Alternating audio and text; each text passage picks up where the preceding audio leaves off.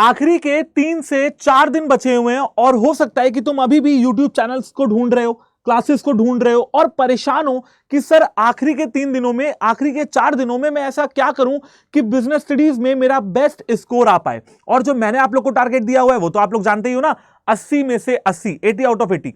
अब देखो, बहुत से बच्चे ऐसे होंगे जो अभी भी परेशान होंगे क्योंकि हमेशा उन्होंने साल भर बिजनेस स्टडीज को हल्के में लिया।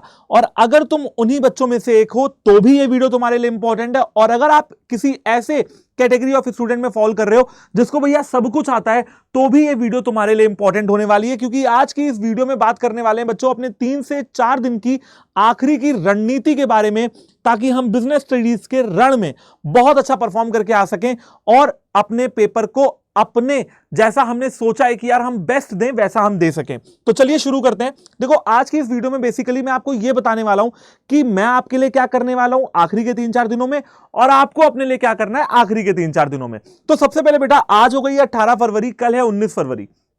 18 फरवरी को अगर आज की बात करते हैं तो मैं एक तो ये स्ट्रेटजी सेशन आपको दे रहा हूं। मैं इसके अलावा आपको एक टिप्स एंड ट्रिक की वीडियो दे रहा हूं, how to attempt business studies before exam. आप उसको जरूर से जरूर देख लेना।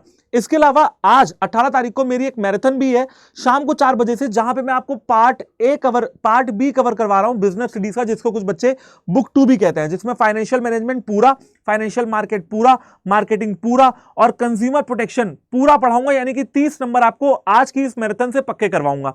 अब बात को समझना, आता है 19 फरवरी का दिन, तो 19, 20, 21 मोटे मोटे 3 दिन बचे हैं और 22 को आपका एग्जाम है। तो सबसे पहले 19, 20 और 21 तारीख की बात कर लेते हैं। अब देखो, जब 19 तारीख शुरू होगी तो तुमको शाम का 4 बजे का स्लॉट अपना खाली रखना है और कहीं भटकना नहीं है, क्योंकि मैं आपको करा रहा हूं बीएसटी का सीबीएसई का sample paper. Sir sample paper तो हम देख चुके हैं, कोई बात नहीं, एक बार फिर से देखो। क्यों? क्योंकि सैंपल पेपर से आपको आइडिया लगेगा कि किस तरीके से जो हमें है, तो हम जब जाएंगे तो अपने एग्जाम में आंसर लिख के आएंगे, क्योंकि सैंपल पेपर के साथ साथ आती है मार्किंग स्कीम।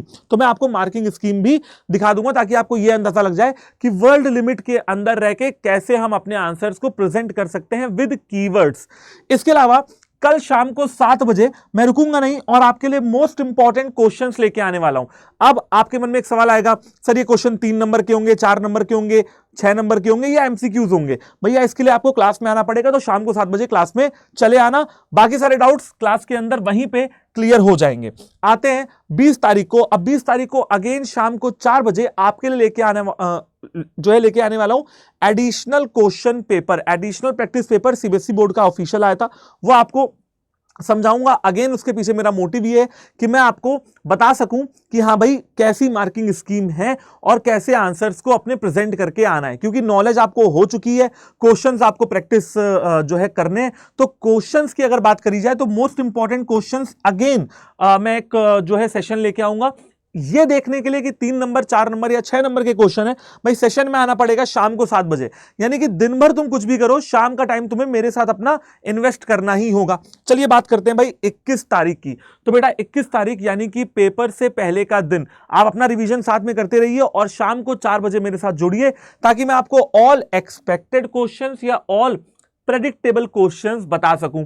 अब आएगी एग्जाम की तारीख, यानी कि 22 तारीख। तो देखो बेटा, 22 तारीख को तुम्हारा 10:30 बजे से पेपर है ना। तुम आधे 1 घंटे पहले अपने घर से निकल जाओगे, आधे घंटे पहले तुम वहां पहुंचने की कोशिश करोगे। तो सुबह 5 बजे तुम्हारे लिए, सुबह 5 बजे एक सेशन रखवा रहा हूं रैपिड रिवीजन, जहां पे पूरे के पूरे बिजनेस स्टडीज का मतलब कोशिश ये करूंगा कि ऐसे क्वेश्चंस लेके आऊं, ऐसी थ्योरी पढ़ाऊं कि पूरा का पूरा बिजनेस स्टडीज 1.5 से 2 घंटे में कवर कर सकूं।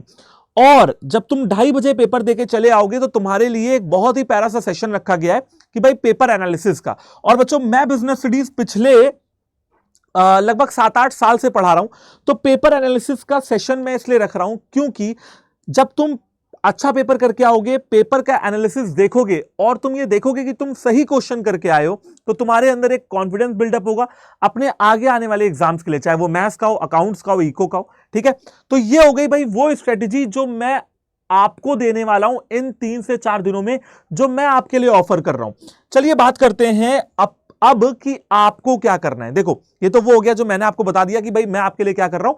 अब आपको भी कुछ ना कुछ करना होगा। क्या करना होगा? सिर्फ सेशंस देखने से काम नहीं चलेगा। देखो, बहुत सिंपल सी एक कैलकुलेशन बताता हूं। टोटल बिजनेस स्टडीज में जो चैप्टर्स है बच्चा पार्टी, वो है 12। ठीक है, nature and significance of management से लेकर कंज्यूमर प्रोटेक्शन तक तुम्हारे पास है 3 दिन, 19, 20 और 21।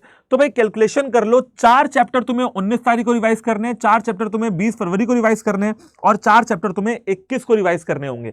सर ये कौन सा चैप्टर पहले करूं, कौन सा चैप्टर बाद में करूं? बहुत सिंपल सी बात बताता हूं। सबसे पहले तुम फाइनेंशियल मैनेजमेंट पढ़ो, फिर तुम मार्केटिंग पढ़ो, फिर तुम जो है अपना प्रिंसिपल्स ऑफ मैनेजमेंट पढ़ो। इसके अलावा तुम पढ़ सकते हो ऑर्गेनाइजिंग पढ़ लो। ठीक है, ये कुछ ऐसे चैप्टर्स हैं जो तुम्हें पहले ही कवर कर लेने हैं। फाइनेंशियल मार्केट आप जोड़ सकते हो। सर आखिरी में बेटा, आखिरी में तुम प्लानिंग पढ़ना, कंट्रोलिंग पढ़ना, ठीक है, nature and significance of management पढ़ना, क्योंकि वो तुम बहुत बार पढ़ चुके होगे तो वो तुम्हें आता होगा अच्छे से। इसके अलावा अगर मैं 20 की बात करता हूं तो भाई फाइनेंशियल मार्केट पढ़ो, कंज्यूमर प्रोटेक्शन पढ़ लो। ठीक है, इसके अलावा तुम क्या क्या कर सकते हो, हाँ, स्टाफिंग डायरेक्टिंग को सबसे पहले कवर जो है कर लेना। ठीक है, तो आप कुछ इस तरीके से अपनी प्लानिंग को कर सकते हो। बिजनेस इन्वायरमेंट को आप दूसरे नंबर पे रख सकते हो, बिजनेस इन्वायरमेंट कर लीजिए। कहने का मतलब यह है कि आपको रोजाना 4 चैप्टर पढ़ने हैं। पहले कौन से पढ़ने हैं वो बता दिया, दूसरे नंबर पे कौन से पढ़ने हैं वो बता दिया, और तीसरे नंबर पे कौन से पढ़ने हैं वो बता दिया। ठीक है, जो चैप्टर्स आपको छोटे हैं, जो चैप्टर्स आपको आते हैं, वो आप 21 फरवरी को पढ़िए। जो चैप्टर्स थोड़े से कम आते हैं, जिन पे पकड़ थोड़ी कम है, वो 19 फरवरी को पढ़ के फिनिश कर लीजिए। पढ़ने का मतलब है अपने नोट्स से पढ़ो, किसी किताब का रिफरेंस मत लो, क्योंकि ये है डे बिफोर एग्जाम्स, पेपर से पहले के दिन। अब किताब की रीडिंग मारने बैठोगे तो हो जाओगे बोर और हो जाओगे परेशान और तुम्हारा टाइम निकल जाएगा और तुम चैप्टर्स को कवर नहीं कर पाओगे। तुमने नोट्स बनाए हैं, वहां से पढ़ लो। कोई ऐसी किताब तुम्हारे पास है जहां पे मतलब बिल्कुल जो कंटेंट है वो समराइज वे में दे रखा है, तो तुम वहां से भी पढ़ सकते हो। आई होप कि बच्चा पार्टी आप लोगों को बात समझ में आ चुकी है और आप इस स्ट्रेटजी को फॉलो करने वाले हो अगले 3 से 4 दिनों में। तो सबसे पहली बात, जो बच्चे इस वीडियो को देख रहे हैं वो एक बात और समझ लें। वो बात क्या है कि बेटा ये सारी चीजें जो हैं वो तो होने वाली हैं, कुछ ऐसी चीजें भी मैं आपको इसी चैनल पे करा रहा हूं जो मैं करा चुका हूं। जैसे मैंने लाइव में एक मैराथन क्लास ली थी, वो मैं आपको दिखा देता हूं। ये है बेटा मेरी मैराथन क्लास, ठीक है, ये देख सकते हो। पार्ट ए पढ़ाया मैंने पूरे के पूरे 6 घंटे में, और आज मैं करवाने वाला हूं पार्ट बी शाम को 4 बजे। देखेंगे कितनी लंबी क्लास जाती है। और अगर वीडियोस की बात करते हैं तो आपके लिए पिक्चर बेस्ड क्वेश्चंस करवा चुका हूं, जाके देख लीजिएगा। How to solve case studies को कैसे सॉल्व करना है वो मैंने आपको बताया हुआ है। बिजनेस स्टडीज टॉपर की आंसर शीट कैसे दिखती है वो मैंने आपको बताया हुआ है, और कौन सा चैप्टर कितने मार्क्स की वेटेज रखता है वो भी मैंने आपको बताया हुआ है। तो ये हो गई वो चीजें जो मैं ऑलरेडी बता चुका हूं, ये हो गई वो चीजें जो मैं आपको करवाने वाला हूं, और कुछ चीजें ऐसी हो गई जो आपको करनी है। तो बच्चा पार्टी, आई होप कि आप समझ चुके हो कि 3 से 4 दिन आपको क्या करना है।